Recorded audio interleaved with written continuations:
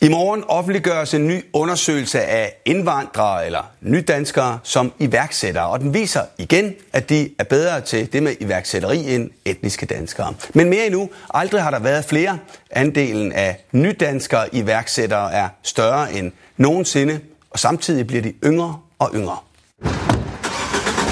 Nimas mandag startede sådan set okay.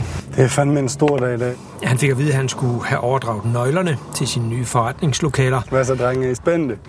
Han er 21 år og har været virksomhedsejer 1 år. Så har vi her. Goddag. Velkommen til. Jo, tak. Han er født i Vejle af iranske forældre, der flygtede fra præstestyret. Der er plads til mere end en kunde. Det er der. Han blev udlært autolakkerer og havde glædet sig til at komme i arbejde. Men der var ikke noget. Så begyndte han på handelsgymnasium, og 3 måneder efter fik han en idé. Ja, det er så godt. Sammen med kammeraten Patrick. Varen er annoncer på Facebook. Sådan en her koster ca. 7.000 kroner og gør, at kunden kan købe direkte af firmaet fra Facebook. Vi tager deres webshop, integrerer den ind på Facebook skalerbart, så den passer efter Facebooks størrelse og rammer, og den vej igennem, så har man så mulighed for faktisk at handle og købe direkte igennem Facebook-profilen.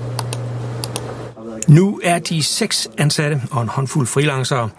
Omsætningen er 600.000 på knap et år. Det har sgu været lidt surrealistisk. Ideen til de nye lokaler opstod i fredags, og iværksættervenner reagerede hurtigt. Michael, hvad synes du om de knægte der? Jamen, jeg er så imponeret af dem. Det er... Og så var der den nøgle.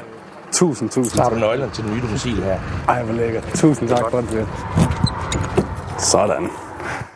Og undersøgelsen af nydanskere som iværksættere er foretaget af organisationen, der hedder Etnisk Erhvervsfremme. Den støttes af en række kommuner og af EU.